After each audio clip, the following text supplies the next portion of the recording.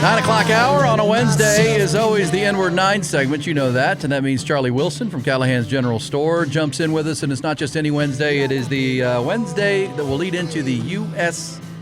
Open, which is our national championship. It's always a great weekend. It's always Father's Day weekend. And Charley's with us, and we'll go into the N-Word 9. Charley, how we doing, man? Callahan's General Store, but huge fan of the U.S. Open. Wonderful to be here, and things are going great.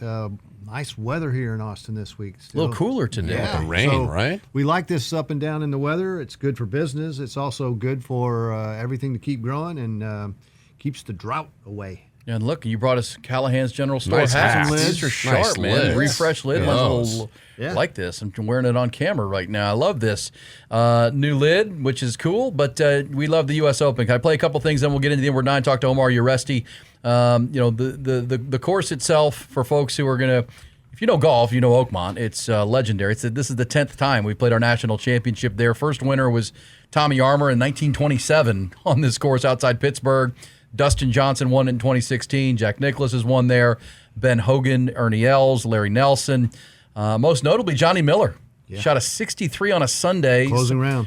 In 1973. Some people think it's the greatest round of golf in major history. Went out early and posted his score, and nobody could catch him. Nobody had ever shot 63 at a major before, much less on that course on Sunday.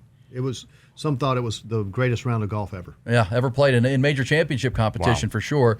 But Arnold Palmer, who is from the area, from Latrobe, Pennsylvania, he played his final U.S. Open on this course in 1994. You might remember it, Charley. Of course, only won the U.S. Open one time, one in Cherry Creek in Colorado in 1960, or Cherry Hills. But listen to a very emotional Arnold Palmer in 1994 after playing his final U.S. Open in his hometown. Walking up that last 150 yards to the 18th green. That was pretty tough. You've played out here as long as I have. Oh.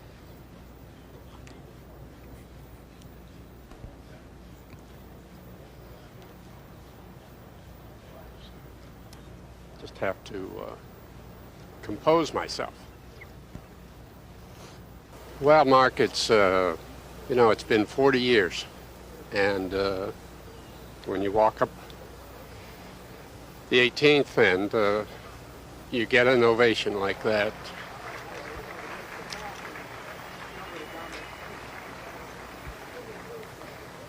I guess that says it all. Oh, man, Arnold Palmer. Arnie's the Army. King. He was the king, man. He had that swagger, but he had that humility, too. In that year. And describe Arnie's Army. And you saw him at Onion Creek. Yeah, at the Legends of Golf. And that Army traveled, went wide and far. He just had such a great amount of charisma, just like and swagger, but also just that kindness. Looked people in the eye, made sure that he caught their eye, and gave them a smile and a wink. He was like none other, and just the king of golf. And everyone who's ever met him to this day will likely agree with that. Yeah. Well, we played this earlier, but Scotty Scheffler talking about what makes this course so difficult. And this is what makes the U.S. Open great. We've got Scotty Scheffler, world number one, heavy favorite to win this. He's won the PGA Championship and 2 other events in his last 3 starts. But he, too, knows this is, as he said, probably the hardest test of the golf game that he said maybe he'll ever play. I kind of equate some of the major tests to, like the majors in tennis, you're playing on a different surface. Like you got grass, clay, and then a hard court, and it's a different style of game. And the U.S. Open compared to the Masters is a completely different type of test. I think in the Masters you have a lot more shot making when you get around the greens because it's a lot of fairway. There's pine straw. There's not really the rough factor. And then when you get here, it's a lot of hacking out of the rough. They still have to be extremely precise, but it's a bit more of like when you talk about strength and power, I think that becomes more of a factor at these tournaments because when you hit in the rough, you got to muscle it out of there. And it's just a different type of test than you see at the Masters. Both of them are fantastic tests. This is probably the hardest golf course that we'll play maybe ever.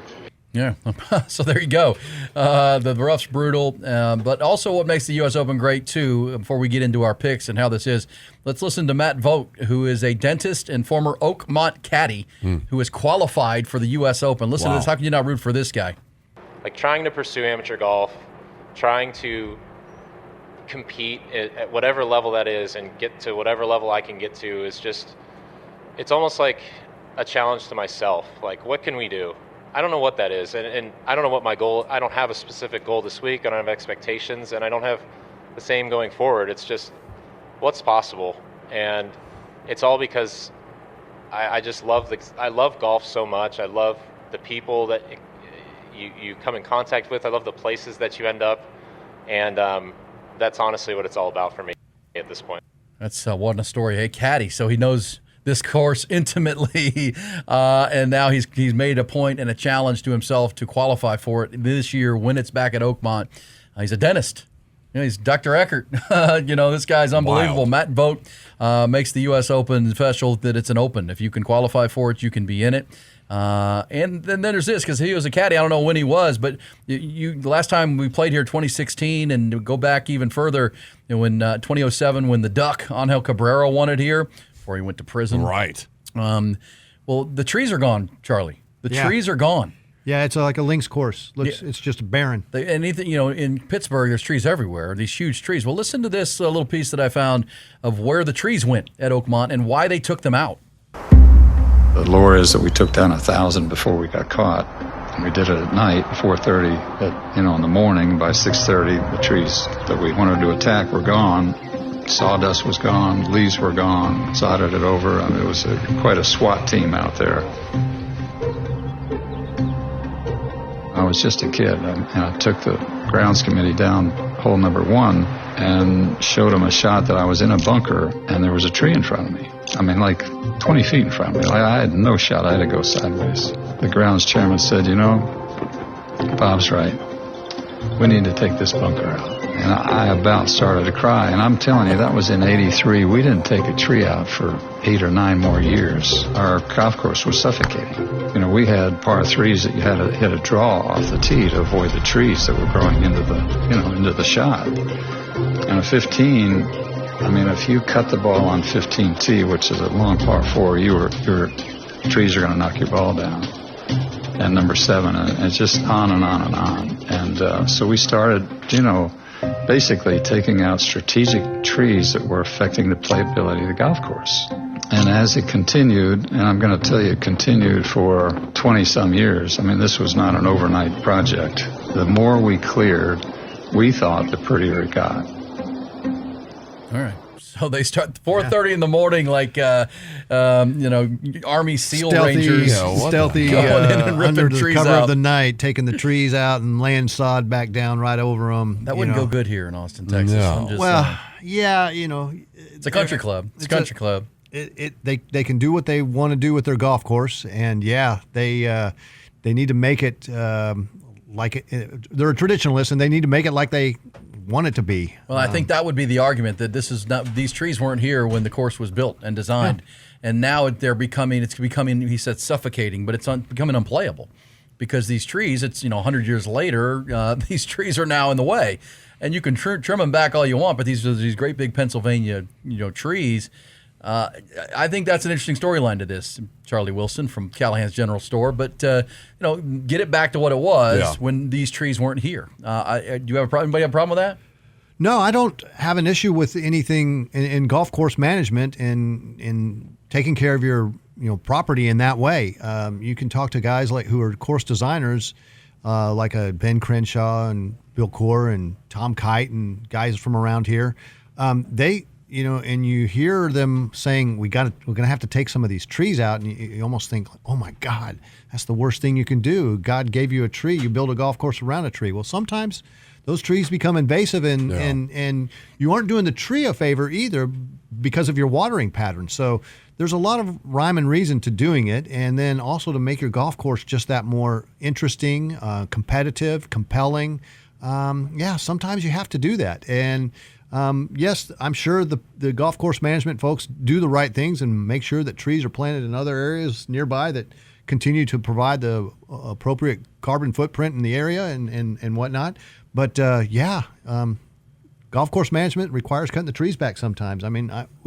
out here in Austin in some of the courses, after a few years, you're standing on a tee box and you're saying, God, I can't get around that tree off the tee box. I can think of a couple at Onion Creek I'd like to take a hatchet to. At Lions Municipal, some of those. Lions. It's a narrow course because all those trees don't help either. Yeah, I mean, they come in some places, and then you have some shots that are supposed to be flying into greens, and you have a tree hanging over the green. You can't access all of the pin locations. You can't hit it high enough to get it to go far enough to land on it. Yeah, you got a trap that's there. You can't literally top it in there. That's a good point. Right. All right, most consecutive years making the cut at the U.S. Open, longest active streaks. Xander Schauffele is the longest at 8 in a row, making the cut. Hideki Matsuyama, Bryson also at 8. Patrick Cantlay, Bryson DeChambeau at 7. Harris English and Rory McIlroy 6 in a row. Rory, of course, coughed this thing up last year to one Bryson DeChambeau.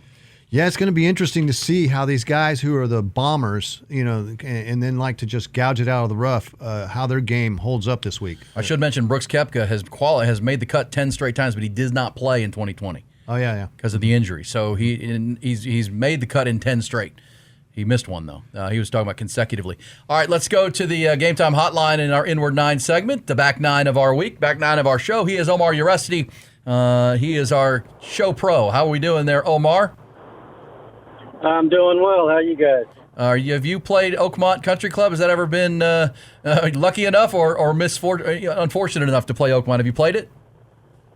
Well, I have played it, and fortunately it was not in a tournament because it would have been very difficult for me because it was, especially that time, it might have been in the late 90s because I think I was still using persimmon wood. So it played really long.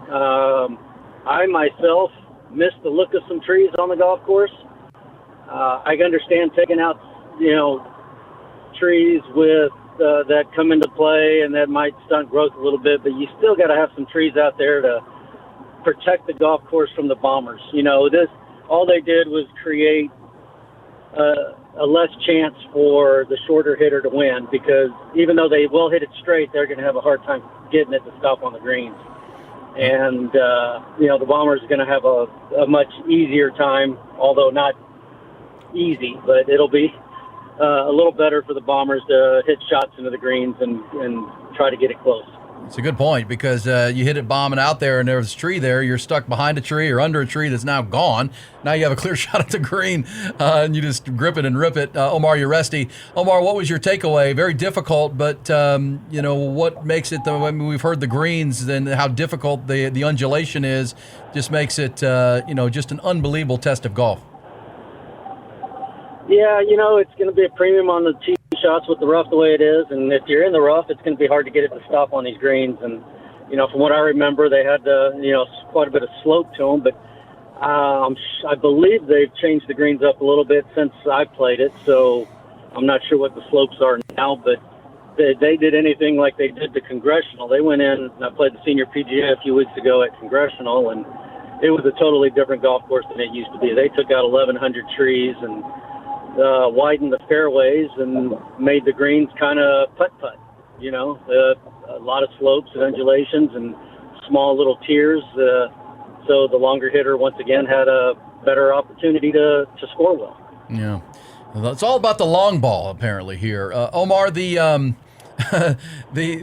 rough itself, I mean, one of the things I think people love about the U.S. Open for us, going out and making a par is a good hole. I mean, that's fine. I mean, you make enough pars, a birdie here and there, bogey, you shoot close to even par, you've had a great day. And that's, I think, this USGA setup and any U.S. Open, players who are used to making 5, 6, 7 birdies around and 20 on the weekend because they're set up for that, they have to change their mindset here. And there's a 288-yard par 3 where you're just trying to make a 3, right? You're trying to get out there with a par, which is okay. That's still okay, isn't it?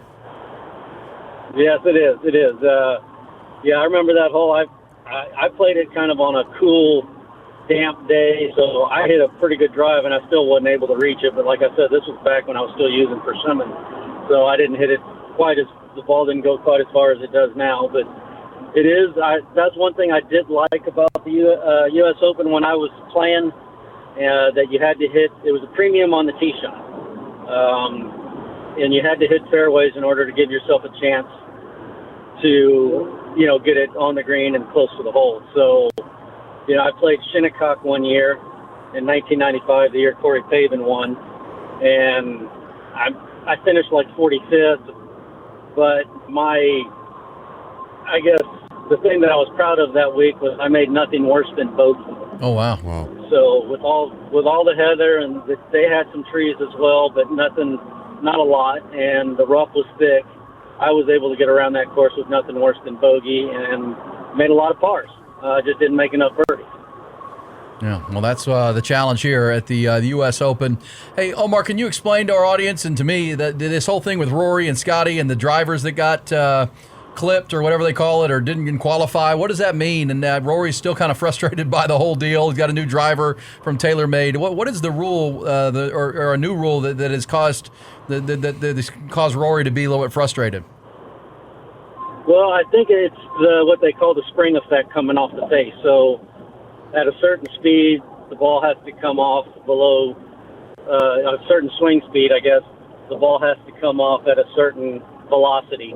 And, I guess Rory's might have been a little bit too hot, and as well as Scotty's. And honestly, never really heard much about drivers being not conforming. And it was just kind of odd that the I guess, journalist or media official or whoever it was got it out there. It's kind of something they usually keep pretty private. And he hadn't been able to find a driver head that's, worked the same or, gone as straight. So it's I can understand why he's a little bit, miffed about it.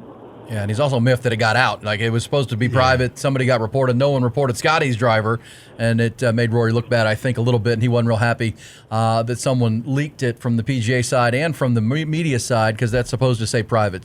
Charlie? Omar, does it seem counterintuitive, though, that over time a driver actually has more spring effect than it would when you first get a new driver?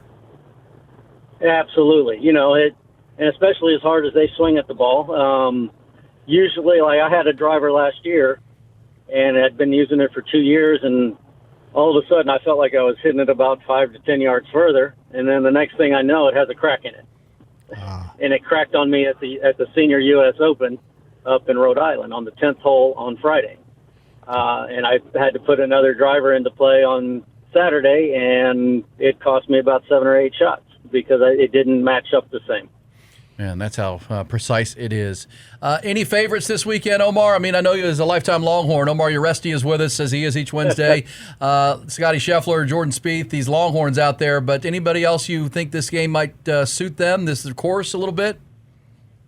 Well, you got to go with, like I said, the Bombers, DeChambeau, and, Scheffler will be good. Rory, if he can get that driver straightened out this week. Let's see who else. Morikawa is a pretty good ball striker, so you got to worry for him. John Rahm, likes to hit that kind of controlled power fade down there, and I think he could be, be someone to watch. And it'd be nice to see Jason Day have a good week. It's been a while. I know he's over the last few years. He's had some, little back injuries here and there and stuff, but hopefully he can step something back up because he's such a good guy, and I'd like to see him play well. Hey, Omar, before we let you go, I've heard the story about you with Arnold Palmer at Onion Creek way back. Got to meet him, and we just played his comments from his final round at a U.S. Open in 1994 and how emotional that was. I have to think, as a young kid growing up, meeting Arnold Palmer in Austin, Texas, and have to think you followed pretty closely Arnold's career from that point. I mean, your memories of the Arnie's Army. Oh, it's just something special to watch and something to be special to be a part of. I got one better for you. In 1997, right when he came back from his prostate cancer, his first tournament was Bay Hill, and I was able to play a practice round with him on Tuesday.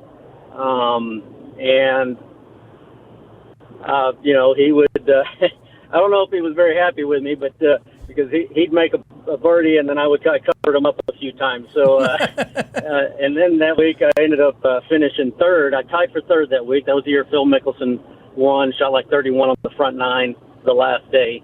And I finished a couple of strokes back, tied for third. And And oddly enough, usually if you play that well, you'll get invited back the next year, and I didn't. So that's why I'm assuming I must have made him mad by covering up his birdies in the practice round. That's hilarious. Omar, thanks. Where are you headed right now? Are you in town or traveling? I am actually home. Probably going to be home for a little bit, other than a little section event Monday and Tuesday down at Briggs Ranch in San Antonio. But yeah, I think I'm going to be home for a little while. I'm probably like 10th alternate for the Senior U.S. Open. Had the Senior U.S. Open qualifier last Tuesday in Wisconsin, and had to go into a playoff for the alternate spots. Nota Begay birdied the first playoff hole with 7 of us going for 2 alternate spots, and then I birdied the second playoff hole and got the second alternate spot. So I think that would put me about 10th or 11th in line as far as alternates go. So we'll see what happens with that. But as of right now, I'm home at least for a month, maybe not a little longer. All right. Well, we enjoyed the conversation, and best of luck, and appreciate you. Enjoy the U.S. Open. Enjoy Father's Day.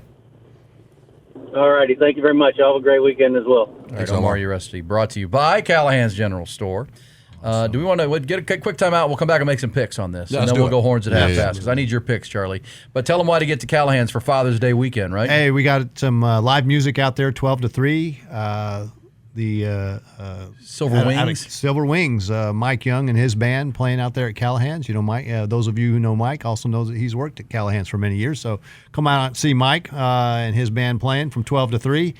We also have a lot of stuff there for Dad that you might want to consider. We got some new picnic benches out there. We got some straw hats. We got some good outdoor wear, shirts from Cinch and Ariat. So golf shirts, fishing shirts, stuff like Callahan's that. Caps. Callahan's caps. We got a lot of stuff there to pick up for Dad before Father's Day. So come on out and see us. We'll be happy to take care of you. And as a dad and as someone who knows Callahan's very well, there's not much in there I wouldn't want from Callahan's General Store on Father's Day. I'm going to tell you that right now.